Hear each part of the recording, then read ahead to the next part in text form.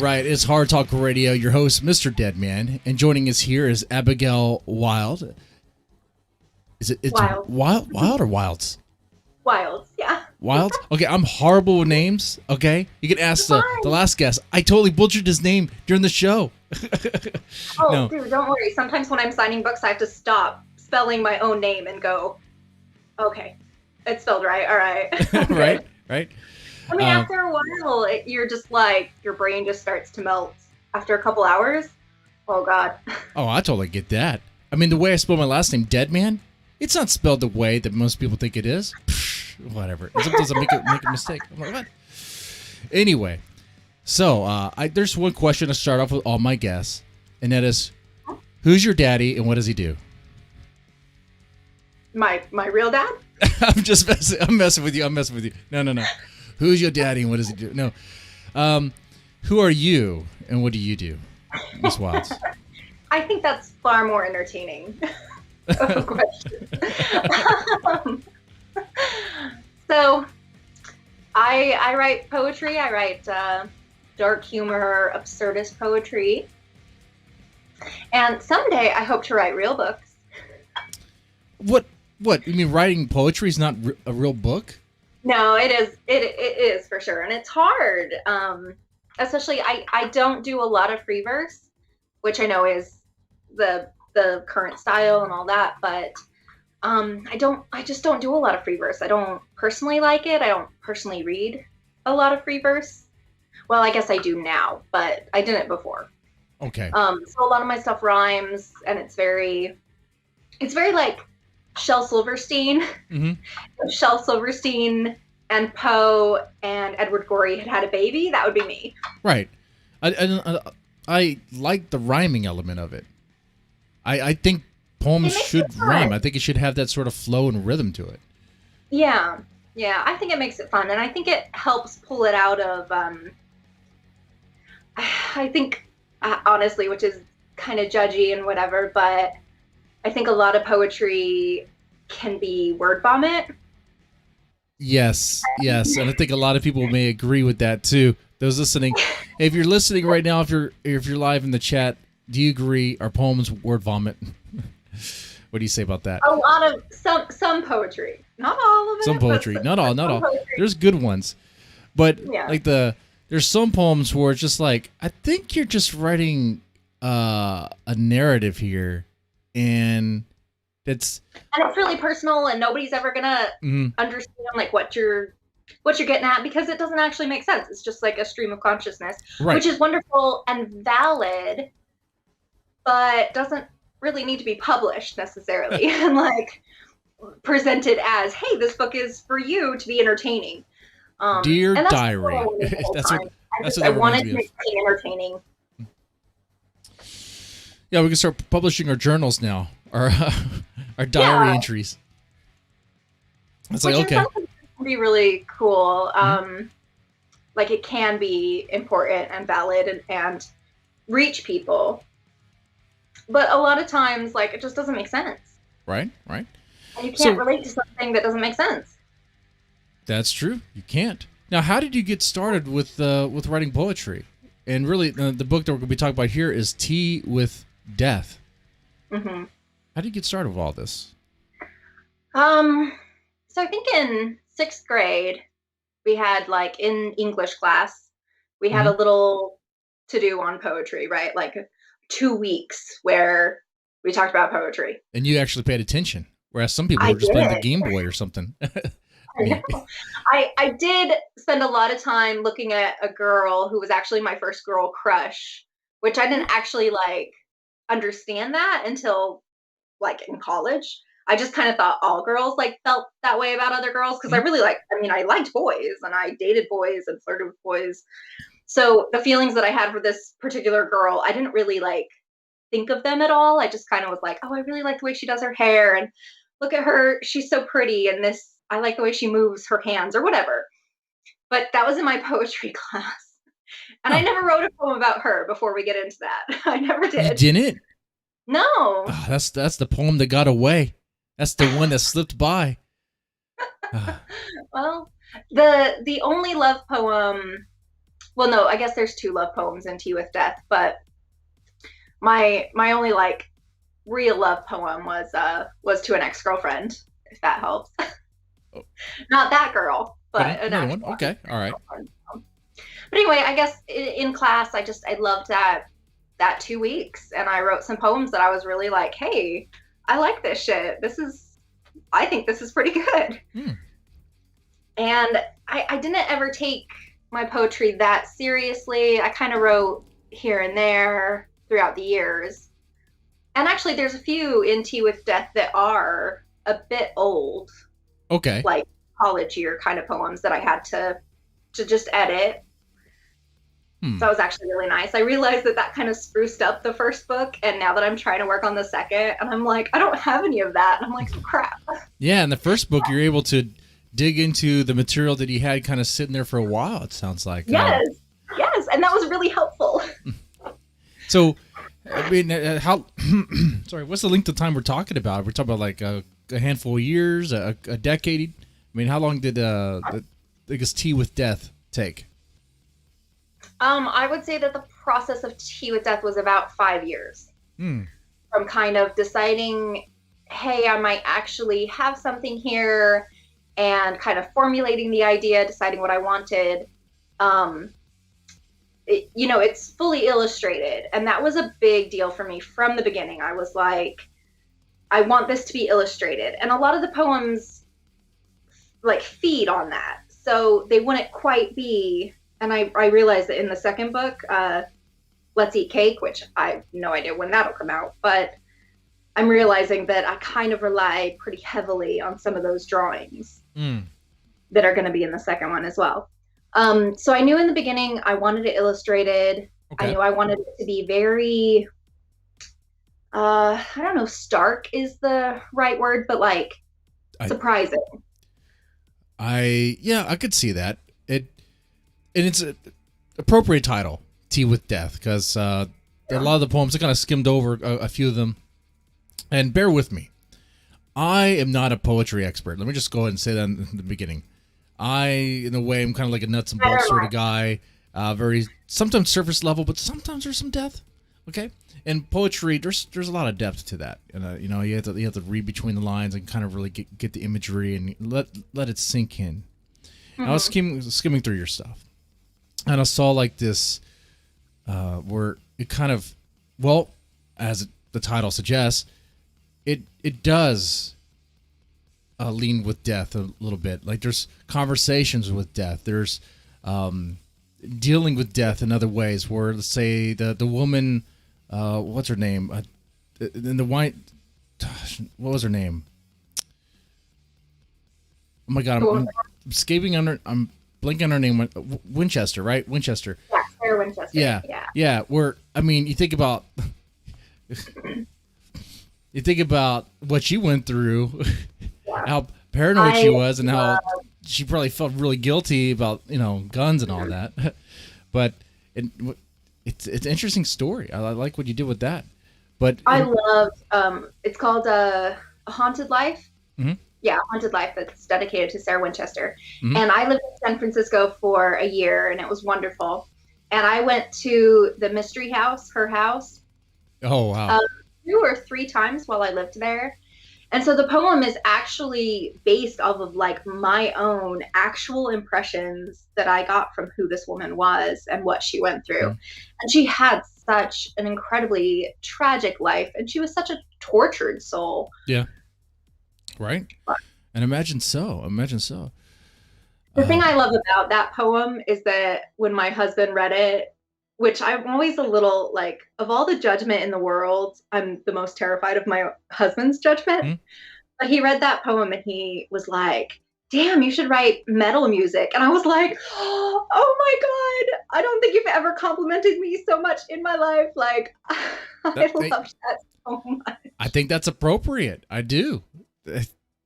Because it does seem like it would definitely do well in a metal song. Probably like I don't know, like an Iron Maiden or Judas Priest. I don't know, something like that. Right. Wouldn't that be amazing? Like it would be pretty cool. If somebody actual were to like base something off my work. Oh my God, I could die happy. Hey, I mean, that's what lyrics are. They're just poetry, Oh yes, yes. And a lot of these people, I mean, they just take, I mean, someone else is writing their lyrics for them anyway, So there's that. A lot of people, it's really unfortunate. Mm-hmm. Like if you're, I love collaboration, mm-hmm. but when you literally buy something from somebody else and get all the credit, that's bullshit. I hate that. That is bullshit. I agree. Now, all right, so that's how you got started with Tea with Death, but there's something about that, though, that we haven't really touched on yet. So we got about your start with poetry, but why sort of macabre? Why that? You just gotta be who you are. You like death? I've always been a little dark. I was goth in high school, and then I went kind of like dark hippie, I guess, and dark hippie. Kind of in and out. I got really into steampunk. I had a blast with steampunk because it was so creative. And I just kind of wound back around to goth, maybe in a more mature way, I guess. Hey, like a more mature. I'm a little less like safety pins and and dancing all night because I just can't do that anymore. So when you were goth in high school, how goth are we talking about? Like you wear a couple Hot Topic shirts, or like you were like really into it? I was as goth as my very, very, very Mormon parents would allow me to be. Oh. Yeah. Mm. So I grew up in an incredibly strict household, which is probably what pushed me so far. Usually is the case. Yeah. The more strict the parents are. Yeah. Yeah. It was very much a household of you go to Mormon church on Sundays, you go to seminary every single school day, you go to young women's because the men and the women are separated, of course, because the boys get to go out camping and the girls have to learn how to sew and cook, which is very frustrating. But you wanted to go out. You want to go out camping? Well, no. It's cold and wet, and I don't like to be outside. That's what my daughter would probably want. My daughter's kind of a tomboy. I mean, she'd rather like, be outside, getting all muddy and stuff. She's only 4, but that's what she wants to do. She doesn't. But at the same time, she's obsessed with pink and obsessed with princesses. So she's that tomboy princess. Yeah. Ours is mermaid, unicorns, and Paw Patrol. Everything has to be Paw Patrol. Yeah.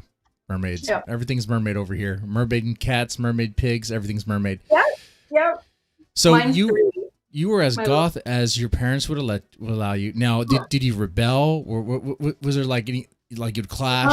Like be like, I'm listening to my Marilyn Manson. I don't know. Who do you listen to? Oh, I don't even remember who I listened to in high school. I listened to a lot of punk and a lot of metal, actually.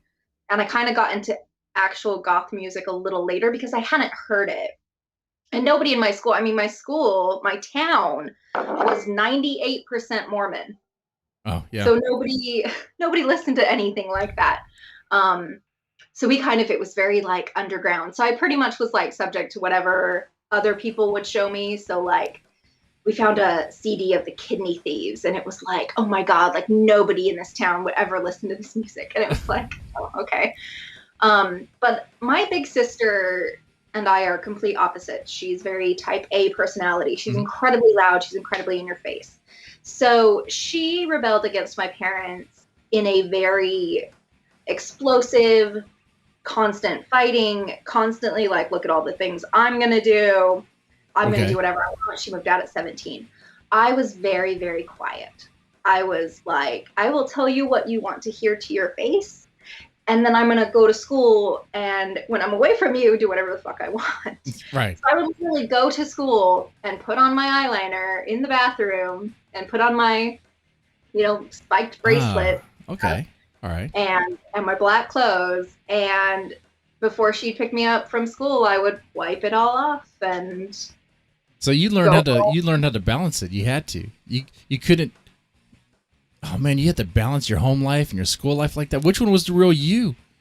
Which one was the real you, Abigail? Definitely school. Definitely you know, we were the little outcasts, and we had like our tiny little group of theater techies that hung out in the theater all day. And finally, by senior year, I started figuring out like how to skip school, and especially seminary. I just I'm like, I'm not gonna go to religious classes anymore. I'm just not. So that sort of kind of explores the goth element of your past now, and a little bit of the fascination with death, but not so sure.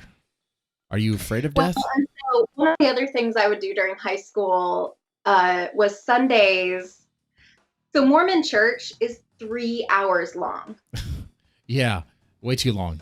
3 hours. It's the most grueling thing in the world. And then my mom wants to stand and talk around with her friends for another hour. It was terrible. Oh my God, it's 4 hours. Yeah, I couldn't do that. I don't know how you did that. I can watch a movie for 4 hours and you're like, oh my God, like now, especially, I'm like, we'll watch half tonight, half another day. Like, I just can't. But, so I ended up getting the bishop of the church, or what, the like leader guy. Okay. To send me to singles ward when I was 17. Singles ward is where all the Mormons, they're like eligible, you know, like marriage age-ish. Okay. People go to a different ward, a different church building to like meet other Mormons so they can get married and go have babies. Oh, all right. There you go. They're setting up families, essentially. They're setting up families, and then, all right, go be a Mormon family. Tell me that I could go do that and convince my parents that I should be able to go do that. So every Sunday I would get dressed in my nice Sunday, you know, appropriate clothing. And I would go to the cemetery and talk to my dead grandfather. Okay. About how, you know, terrible my life was and how horrible being a teenager is. Oh, okay. And I would read books about, you know, witchcraft and stuff like that. Hey, I get that. In the cemetery, I would go back home. That must have been really hard for you, especially, you know, balancing that life, because what would happen if your parents found out that you were reading, like what we say, witchcraft, being like Wicca? Books on witchcraft. Yeah, somebody gave me a book on Wicca when I was in high school, and I was just like, oh, I had never seen or heard anything that wasn't Christian. My dad was an extreme Christian, and my mother was Mormon, and so I'm talking about two different families. And so it was just a very, very extreme lifestyle. Like, I didn't even know. I mean, I kind of knew like what Buddhism was, kind of, or what, you know, Muslims were, kind of. But it wasn't until college that I actually was able to learn all that. So when somebody gave me a book on Wicca and I opened it up and she was like, you know, this is a creative religion and you make your own, like you can ask 10 different witches the same question and you'll get 10 different answers. And I was over the moon. I was like, oh my God, are you serious? Like, I could decide what I want to believe? Holy shit. And then I started actually exploring, getting deeper and deeper into, you know, Taoism was one of my favorites to study in college. Just studying other religions. And I was like, wow, it's so fascinating. And I have been down that rabbit hole my whole life. And now I study a lot of, like, when I have time, I study a lot of quantum physics. Oh, really? Okay. Quantum theory, to the point that I can understand it. Like, I'm not, you know, I'm not incredibly brilliant or anything, but there's a point where I can understand. Yeah, you just sort of read up on it. You kind of like skim through it. Okay. Yeah. All right. And every now and then I'll run into a point and I'm like, okay, I'm lost here. I don't really understand this, but I just love it. That's pretty fascinating. So the thing I like about that and how it relates to Tea with Death is that instead of going to that ward to, I don't know, meet, I guess, a gentleman and then be a family and make babies, you went to the cemetery. So there you already have your kind of love for death in a way, or connection with death there. Mm-hmm. Do you, I tried to ask this before, are you afraid of death? Actually, I am not. And I don't really feel like I ever really have been, until I had children. The moment I had children, I'm not afraid of death for myself, but I am terrified of leaving them. Yes. And, you know, we talk sometimes about like, okay, well, where would our children go? Like, which family would they live with? who would raise our children if we couldn't, and it's terrifying to me. I love my mom and I have a really good relationship now, but it was a really, really long, hard road, and I love her, but I wouldn't want my kids raised in that religion, or at least I want my kids to believe that spirituality is up to them. Okay. And that they can question things and they can decide what makes sense for them. Right. And I feel like that's what I've done with death in my own mind, my own heart. I took all the religions and everything I was told and the science and everything, and I just kind of formulated my own thoughts about it. And I'm completely at peace. Like whatever happens once I die, I actually don't care. You don't care. Okay. Like I'm dead. I'm not going to care. I mean, and if nothing happens, like the atheist, if you're just gone, that's fine for me. And if you live on forever in like the tree, that's fine too. And if there's heaven and hell, well, I just kind of believe that like if God created me, God knows my heart, and I'm a good person, so I don't really care that much. All right. I mean, there's a lot of theories about what happens when you die. And there's a lot of books on it. Of course, there's the Bible, and there's other religious texts of different faiths regarding what happens when you die. Who is right? I couldn't tell you. But it is something about that though, that just being disconnected, just you're gone, you're dead, and in a way, it seems like there would be some sort of peace with that, and that all the stuff you were dealing with is just gone. Right? Yeah. I would think. Because what could you possibly stress about? You're gone, unless you're like a spirit and you're like wondering about your kids. But I don't know if that happens. I don't know. I feel like I've had a lot of supernatural experiences, and I'm totally into the ghost stories and like 100% believe it and feel it. Like had my own experiences with it and stuff. But I don't necessarily think that that's true. I don't think it's not true. Right. I don't think it's made up. But I'm very, very comfortable with paradoxes.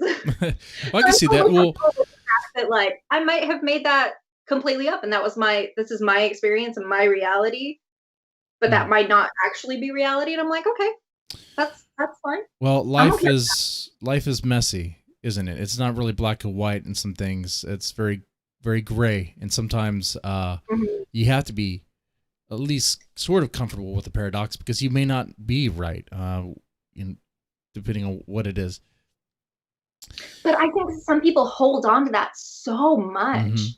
Like people are so like, no, this is 100% the truth. And I'm like, the truth? Yeah. You don't know. Like there's no way to know. So just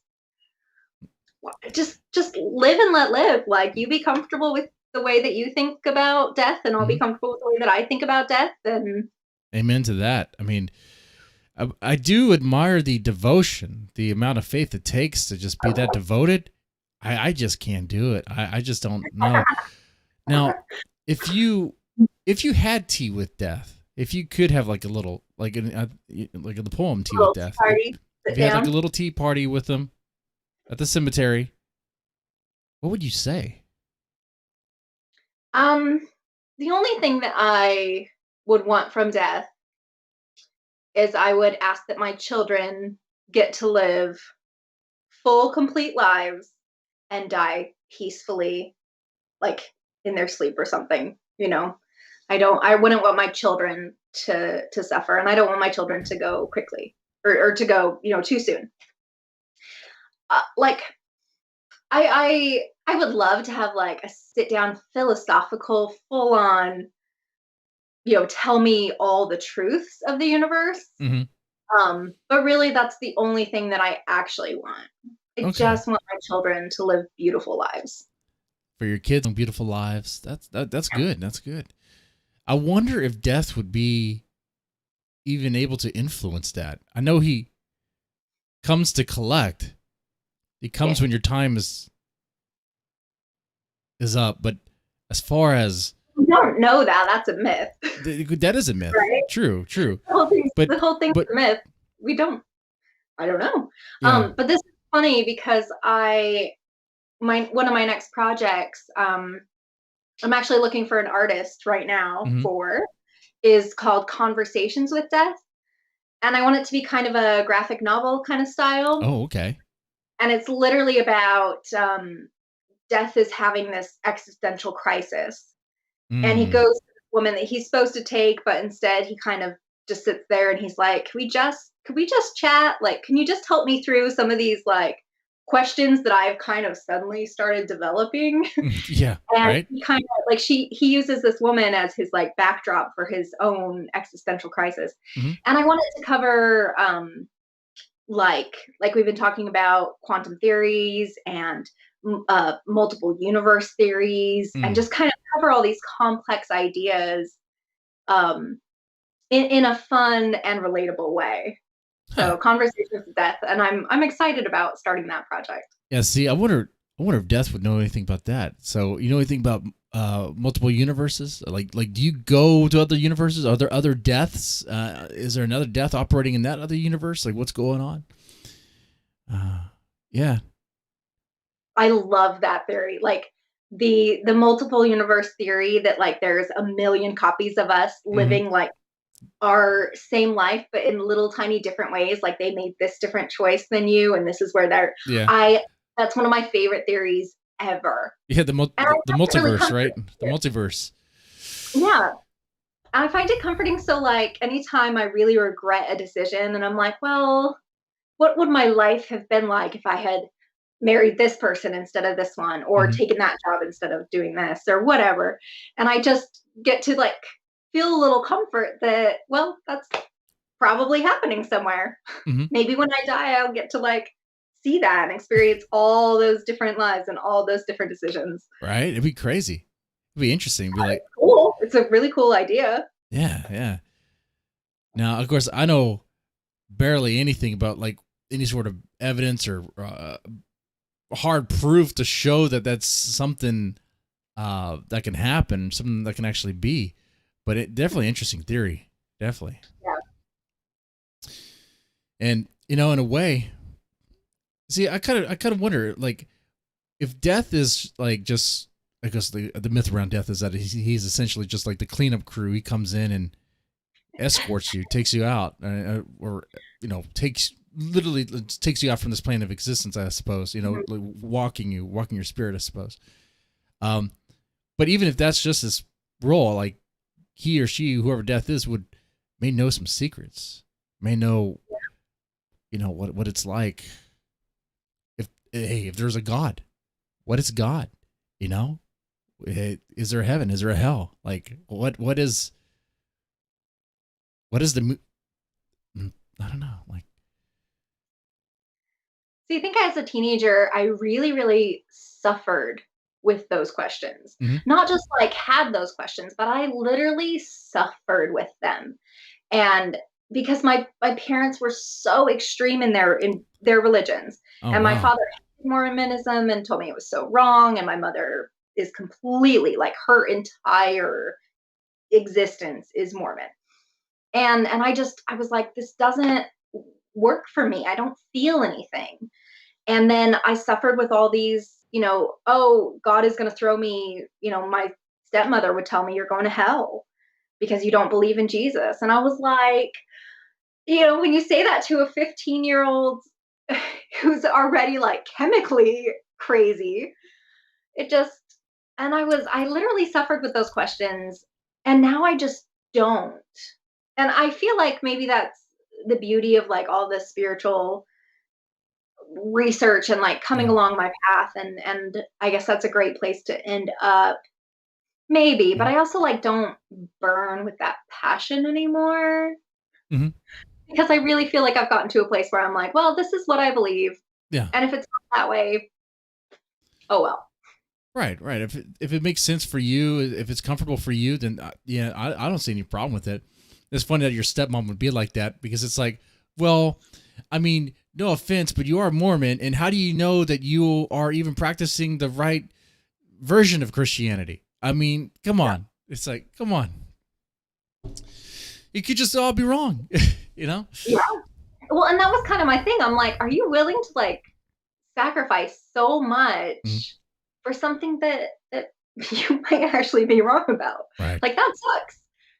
To suffer and to cause suffering in other people for something that is honestly made up, like, and again, like it might be completely true and it might be not true at all, and Right. maybe it's both. And but I just don't understand the causing of suffering for other people. Right.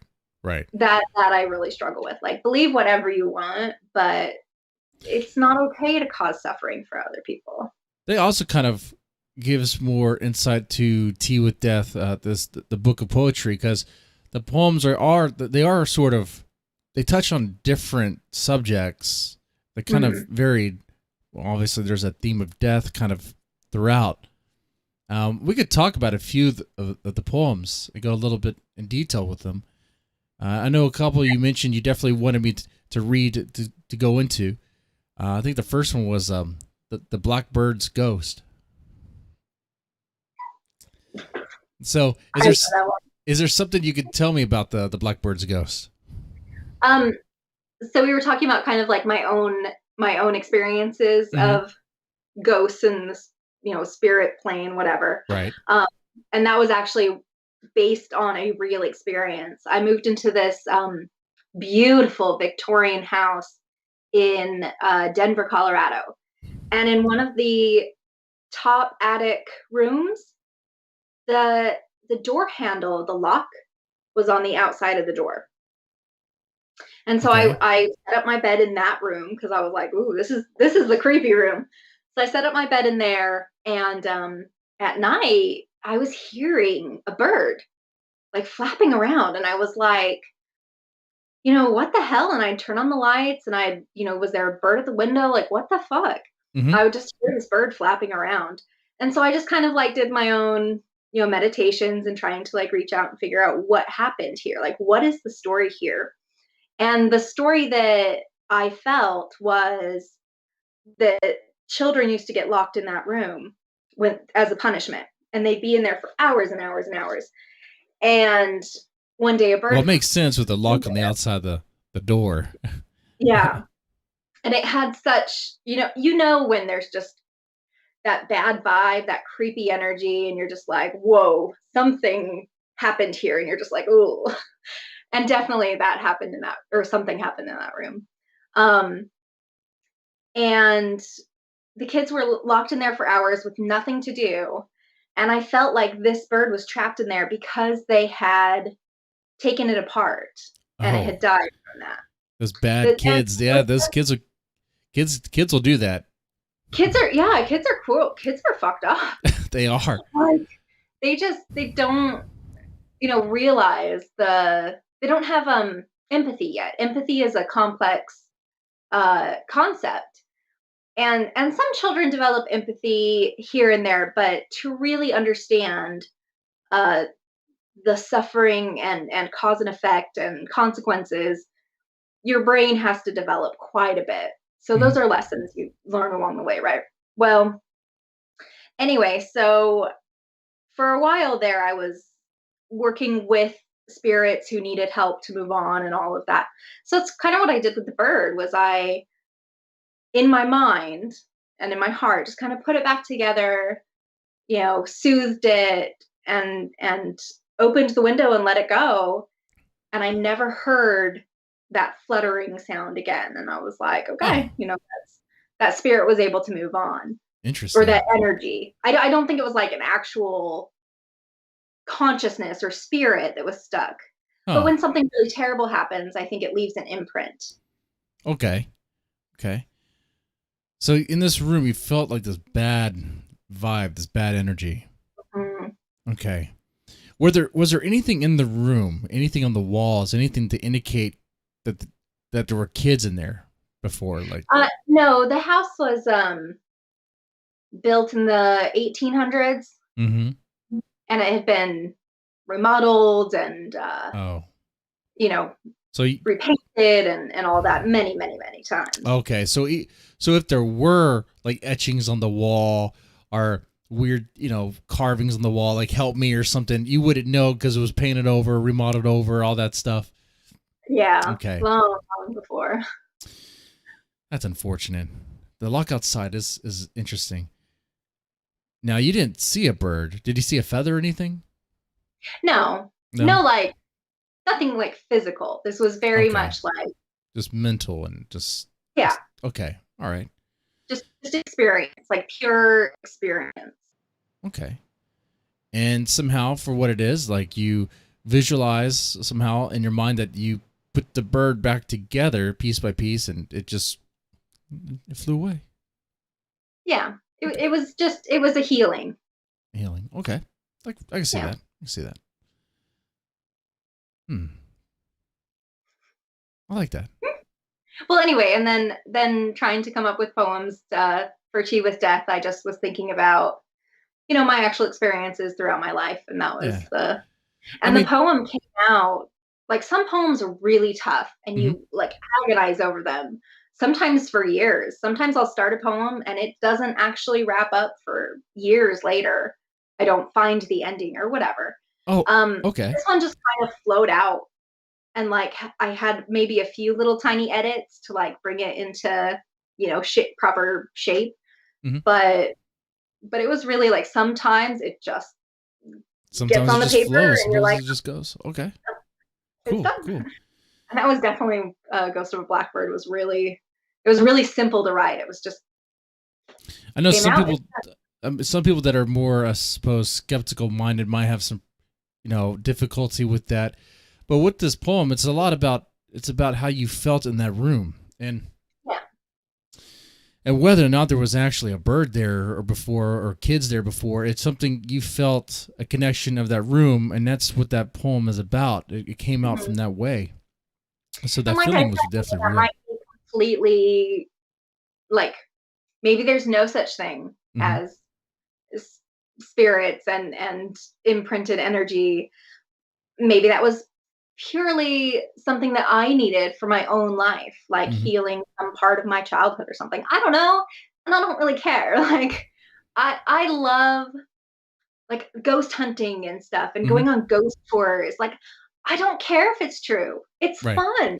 And my life is more enjoyable because I believe it or because I let myself believe it. I could see that. I could definitely see the appeal in that is that I want to believe. I find it fascinating, just the possibility that it could be real. Maybe it's not real, but you know what? I'm having a good time. I'm looking at shadows or trying to hunt for something. It's I don't have that's it's something to do, right? And sometimes people claim they find stuff. Yeah. Now, what about the poem "A Haunted Life"? Now, we talked about this a little bit with the Winchester, but go into a little bit more detail here. How did this poem come about? Well, like I said, when I lived in San Francisco, I actually went to the Mystery House several times and took the tour. And just listening to her story, hearing what they had to say about her in the tour, and then just feeling what I felt about her from my own self. Okay, what did you feel? Internalizing her story and saying, I think that people kind of brush over the actual extreme pain of this woman's life. Like her house is so fascinating. What she did was so fascinating. And if you're not very familiar with the story, Mrs. Winchester is the heir to the Winchester rifle fortune. This woman made like thousands of dollars a day in the 1800s. Right.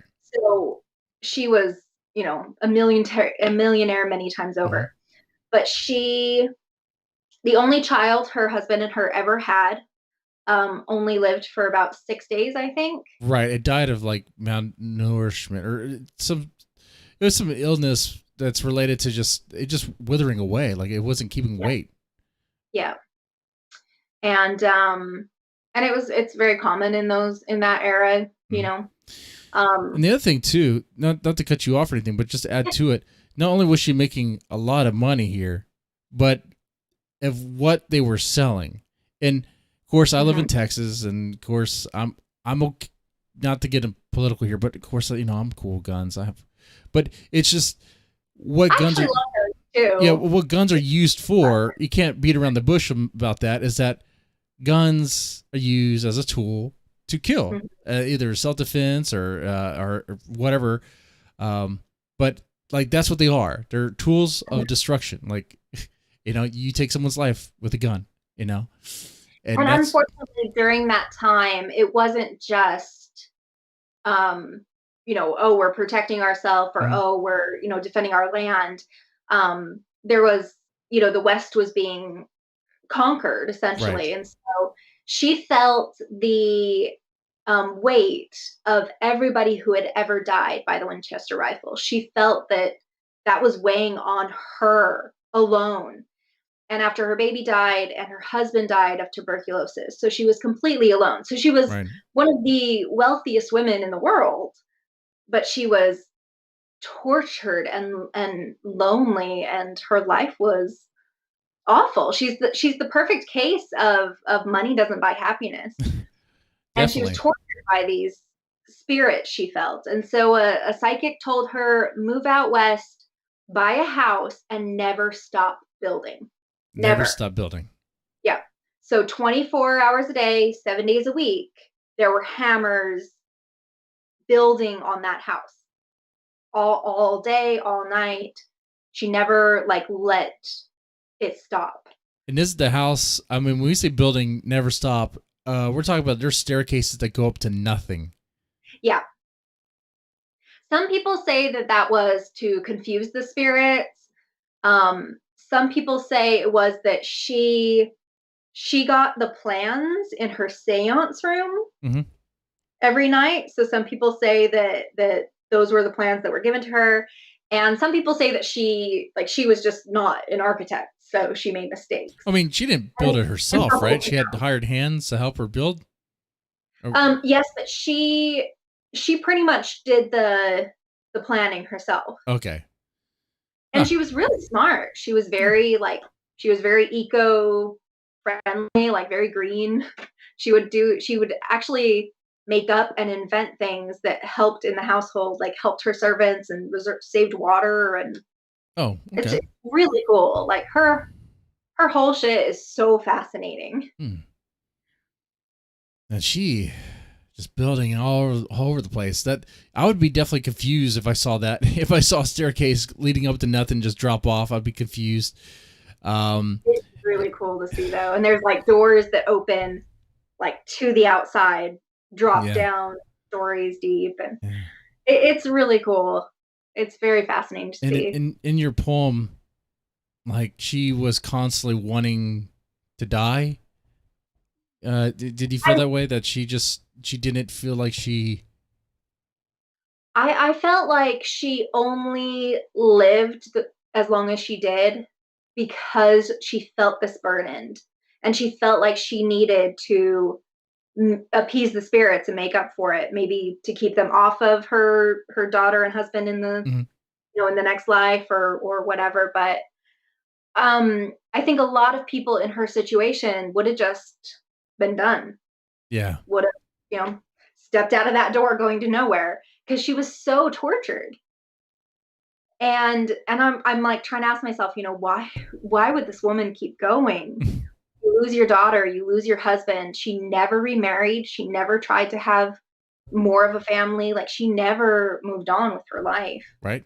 And she could have. I mean, she had the money. She had everything. Oh, yeah. She could have had anything. She could have had a million little boy toys. She could have. Her. Yeah. But she was overwrought with guilt, man. Oh, yeah. Her conversation with death would be asking her questions. I don't know. Just death would be like, I take bodies all the time. I take people all the time. I don't know. I'm curious what her conversation with death would be like.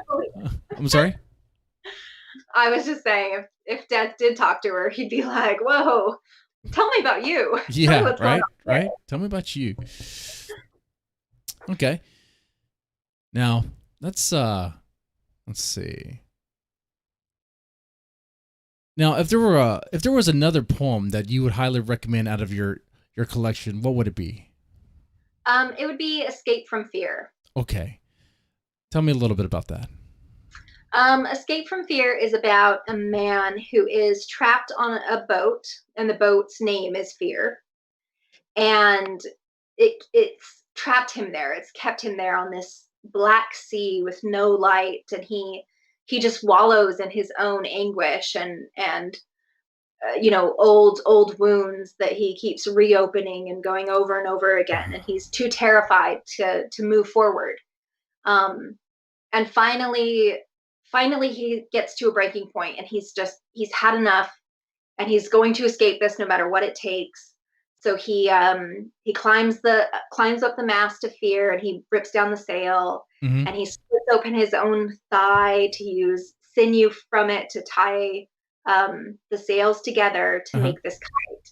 And he finally releases himself from the deck of Fear and raises up. And once he's up there and he's released himself, he looks back, and it's just this tiny little boat in its own little black sea, and he's just surrounded by blue, beautiful, open sunshine, kind of like this absolute release. And it's one of my favorite poems because it has some of the deepest meanings in it. Oh, I could see it. Yeah. Yeah, but also I was really so happy with it because of all of the terminology, the like ship terminology. And I didn't know I knew that much ship terminology, but I was like, wow, look at that. I came together really well, and I was really proud of it. So. It makes for a pretty powerful metaphor, I think.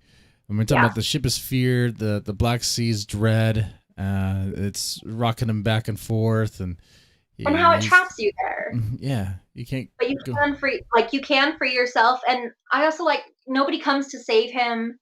This is something he has to do completely on his own. He's on his own throughout the entire poem. Mm-hmm. There's nobody else there. And I feel like that's important too, because you can have all the love and support in the world, or you can have nothing. And, whether or not you pull yourself out of that is entirely up to you in the end. Right. And that's how it is with a lot of us. We have to face our fears. We're in a lot of situations. It's just going to be you. Yeah. And I like how it required him to. It required something out of him physically, like having to hurt himself, like get into his thigh, into his own flesh, to sew the cells together, showing that it cost him. Little, like I think if you don't look for it, you might miss it in the poem. Like it says, he tied it together with sinew from his thigh. And that's the way a lot of my poetry is if you just want to read it, you can just read it and you still see this, you can still picture it and you're like, that's really cool. But if you really want to dig in, you can. And yeah, he had to actually be willing to go through actual sacrifice and actual pain in order to set himself free. Mm-hmm. And I think that's so true for life, not physical pain necessarily, but we have to be willing to sacrifice that, whether it's, just sacrificing your comfort zone or sacrificing people, relationships in your life that aren't actually good for you. That is a very, very painful process, having to decide that and let go. So you can go as deep as you want, or you can go as light as you want, and kind of just, I try to leave it up to people what they want to take or leave from it. I kind of see it kind of related to drug addiction in a way. Because that's painful to fight off that, to get off that. Oh yeah. Depending on what it is, like alcohol or heroin or whatever, that's going to require pain. It's going to require a lot of sacrifice. It's going to hurt. Some people are so afraid of that pain. Well, and also of once you get out of the darkness, there might be other things you're going to have to face as well. People in your life that you've wronged or whatever. And that's scary. Mm-hmm. It is. Yeah. Extremely scary. Now, this particular poem, was it related to anything in your personal life? Not. Uh, well, yes and no. I mean, Okay. I think it's something that we all go through in life. It's a reality of all of our lives.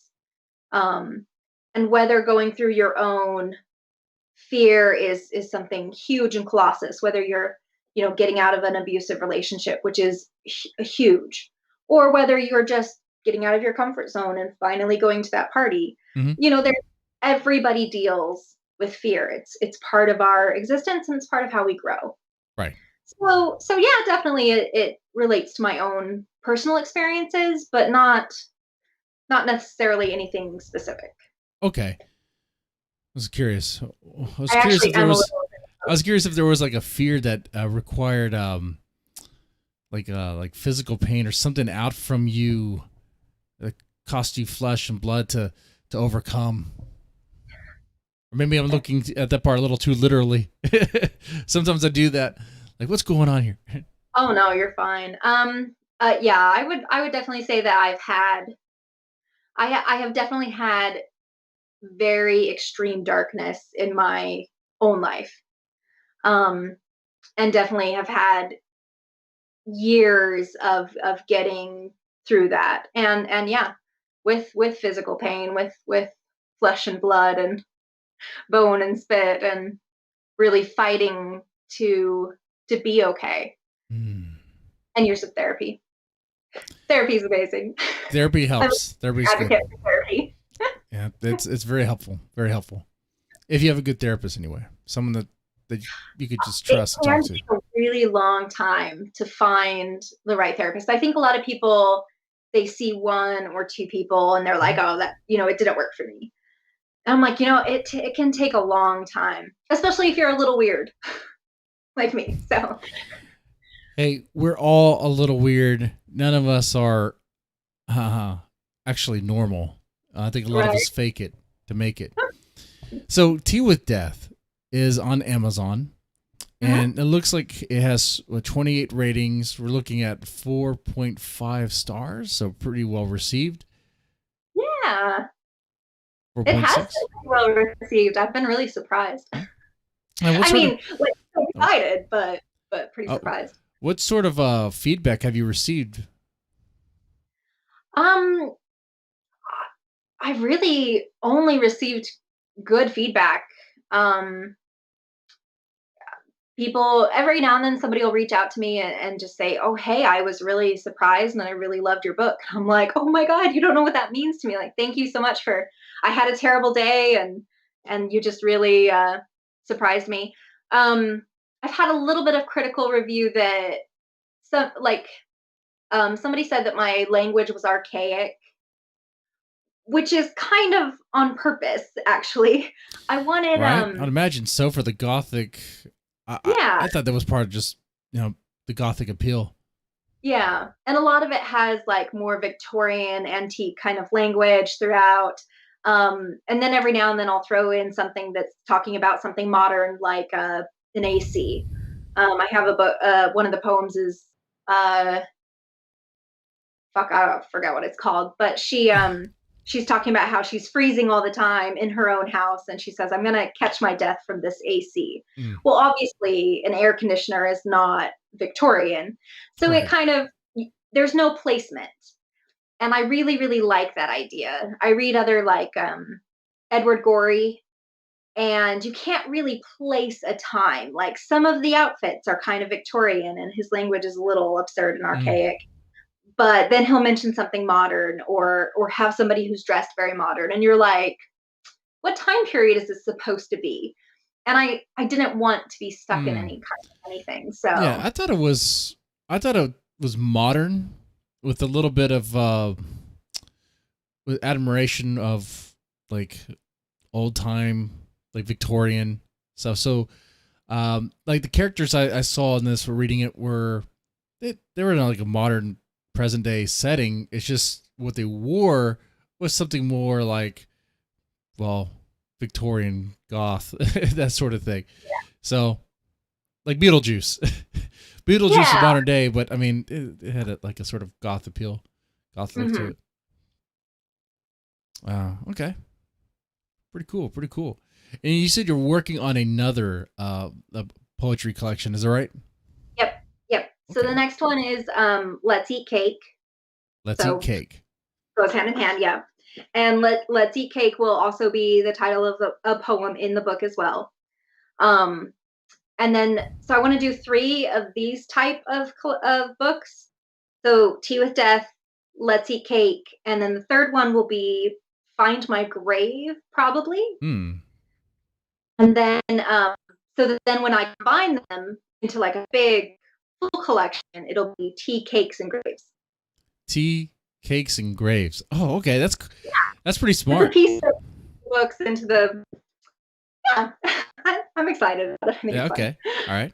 I like that. So. In between there, I'll have like smaller books, little stories. Okay. And I was going to ask too. This is kind of like a throwaway question. Just kind of, do you have a favorite tea? Peppermint. Peppermint. Yeah. It's cool. Peppermint. I started drinking tea kind of more seriously, I guess, in college. I didn't really like what people had given me before, but I found a couple. Like I just started drinking chai because I hated coffee. Oh, you don't like coffee? I know. Oh, I'm gonna have to cancel this interview now. Oh, disavow. Worst thing ever. Oh, I never did. I never liked coffee. I mean, I had my first shot of whiskey at 19, and I never used a chaser, and I didn't make a face, and I've got all these little boys totally in love with me because I shot my first whiskey. You got drinking stories? Is that what I'm hearing? You have drinking stories? Oh yeah. I've got lots of drinking stories, but I don't like different show, different time. Yeah, whole nother show. And the funny thing, I was like a pretty serious tea drinker in college or whatever, and I went on a trip to Ireland and for school. And in Ireland, the only tea I could find was Irish and English breakfast tea. And I hated those 2 teas. Like I've adjusted to them with a lot of sugar and cream, but I was just like, oh my God, this is so maddening. And, which I find funny because I just didn't really know what I was talking about, but still this day, I mostly just drink peppermint. Peppermint. Yeah. With some cookies. Oh, I do like Earl Grey. Earl Grey's fine, and then with cream and sugar. I could drink it straight up. Yeah, well, but then again, I can also drink black coffee and be just fine. But yeah, but I will say, having some cream and sugar does help the coffee have some additional flavor. But if I need to, I'll just drink it black. If I do ever drink coffee, drinks it. Put some hair on your chest. Chocolate and Bailey's and amaretto and like a splash of coffee. Well, yeah. If there's Bailey's around, I'm putting that in the coffee. If there's Bailey's around, I'm putting that in my coffee. Whenever I get a chance. It's kind of like if there's Captain Morgan or any sort of rum around. If I have if there's soda, yeah, I'm putting that in there. So, oh yeah. Well, I prefer mine straight. I actually don't like soda. Oh. Yeah, you can take the soda. I'll just take the booze. Just take the booze? Hey, that's good. That's good. Straight, yeah. Okay. Now, we talked about paranormal story. I always try to get like a paranormal story from my guests if I can. Do you have another one? You mentioned the bird, but do you have another paranormal story? Yes, but I'm trying to kind of like bring them together in something that I can actually use and make sense. Okay. I feel like I've always been like a sensitive, if you will. Like I've always believed in the spirit world, and like I have a lot of experiences when I was little, especially of like feeling my grandmother. There was one time I was very distraught, probably over like a boy or some ridiculous nonsense, and I felt as if I was held. Like I felt as if I was lifted off the bed and cradled. And I just knew that was my grandmother holding me. Oh, wow. and somebody said my name, and I was like suddenly like, back in reality. But so I felt like I've always just had those experiences. Another one of the poems in the book, Terror of the Threshold, Mm-hmm. is actually about a real experience I had when I was a child of waking up in the middle of the night one night and seeing this like shadow figure. Oh, And all weird. I could describe as it was like pitch black, but you could see through it. And it was just like a head and shoulders, like a man standing in my bedroom, and scared the living daylights out of me. Well, yeah, there's a man sitting in my bedroom. I'd be like, what the fuck are you doing here, bro? Right. And I felt pressed on my chest, like the breath being knocked out of me, like just pressed. And I think I'm not sure how I escaped it. I think I, prayed or whatever it was I was spiritual in at that moment.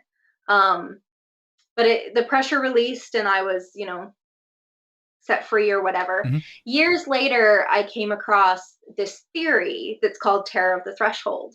And it's an actual theory that people have written about. Okay. And the theory is that when a child who is going to be like a spiritual force in the world mm-hmm. start coming into their own, the light and the dark essentially fight over that soul. Interesting. And try to either snuff out that light or what have you. And Terror of the Threshold, it's an actual theory. And so I just kind of took my own experience and kind of wrote a story out of that. Interesting. Wow, this is pretty cool. I'm starting to understand the complexity of this. You raised Mormon, but you seem to know quite a bit about, I guess fringe things, witch stuff or whatever. Oh, she's a witch. No, it's good though. It's good. I definitely have to look into that theory though. I definitely will do that. Okay. Now, do you have a favorite horror movie? I don't know if I know your poems are about death, but I don't know if you're a huge horror fan. I am a huge horror fan. And I do watch a lot of horror movies, but I actually don't play horror video games. Okay, that's fine. I will watch my husband play them, and my husband and I play our video games together. Right now we're playing God of War, which is amazing. Yeah. But I can't play horror video games because I get too involved. I can't do it, and I'll try one tonight later on. But I cry, I freak out. I can't do it. I cannot do it. I'll play one tonight called Murder House. I love it. That's fantastic. That's my favorite thing. But I get too involved. Like being able to control, like if you're watching it, it's one thing. You're not in control. What's going to happen is going to happen. And you just have to sit and wait for that to happen. When you're in control of it and it's, I can't handle it. It's too much. Mm-hmm. Right. It freaks me out. I scream and I'll shake. Like I get too involved. I hate it. I hate it so much when horror games give you a character that has no weapon, no ability to defend themselves. It's like, no, that's my worst fear. I have to be able to defend myself. Oh crap, what was it? It was so good. It's like really decision based. It's one of those really like heavily decision based, and every single decision you make, it's like a butterfly effect game. Oh. But I can't remember what it's called. But you're like friends, and you go up into this cabin in the woods, and I'll remember it later. God damn it! But that was like I could play those types where you're like making decisions, but shooters where like the horror aliens are coming at your head. Nope, can't do it. I mean, I'm trying to think of the movie, what the game's called. That's not Evil Within. What is that?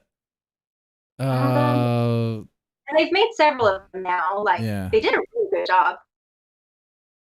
I will remember it later. All right. Now, as far as horror movie though, what is your favorite horror movie? Okay. Was it called Until Dawn? Was that it? Oh Yes, Okay, there you Until go. Dawn. Yeah, there you go. It's very fun.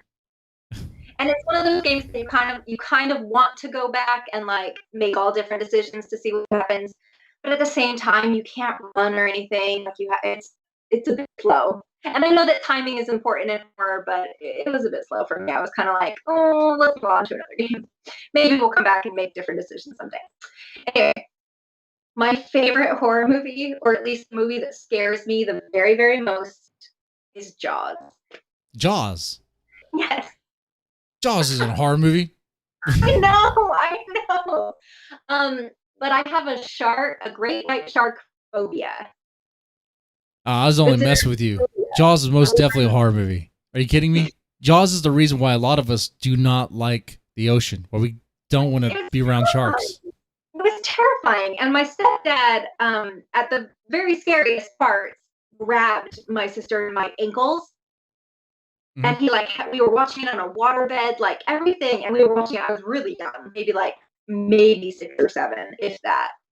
And I was just like, you fucked me for life. You totally terrified me in every way. Okay.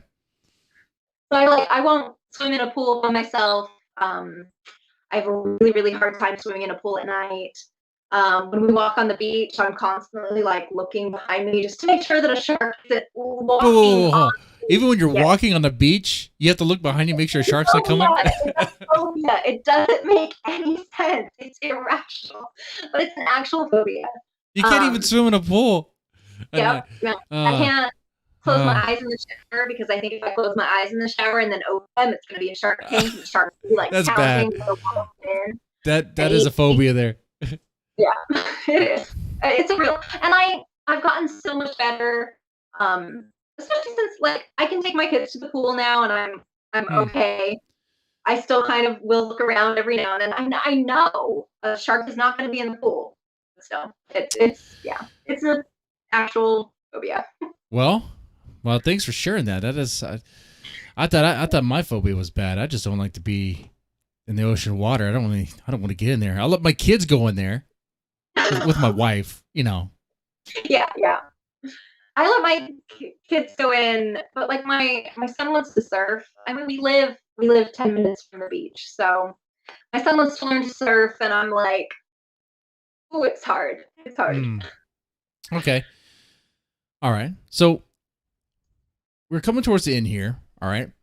And I just want to say thank you so much for coming on, Abigail Wildes, to tell us about your poetry collection, Tea with Death. It was great talking to you about your goth past, your feelings about death. I thought we had a pretty good conversation about all that, and yeah, it's pretty good. It's very enjoyable. Thank you so much. It's no problem. You guys definitely check out her book. It's called Tea with Death. You could find it out. You can find it on Amazon, of course. And a lot of stores actually. I'm in a lot of stores around the country, which is amazing. Oh, look at that! You can also get it there in bookstores as well. On like Walmart.com, which is really weird to me. Like I was just, browsing it one day and I was like, you can buy my book on Walmart? That's okay. Super. It was unexpected. That's pretty cool. That's pretty good. Yeah. Next time we come back on we can talk about different things. We definitely want to, I'll dig into how the book was published and all that. Maybe get some insight there. But anyway, in and of itself. Right? I'm sure it is. All right, ladies and gentlemen, if you made it this far, press the like button, share, subscribe. In a little bit, I will stream again. It's a game called Murder House. I'm play it. All right. Nice. Watch me freak out. I'm gonna scream like a little girl. I mean, as a man, I'll scream like a man.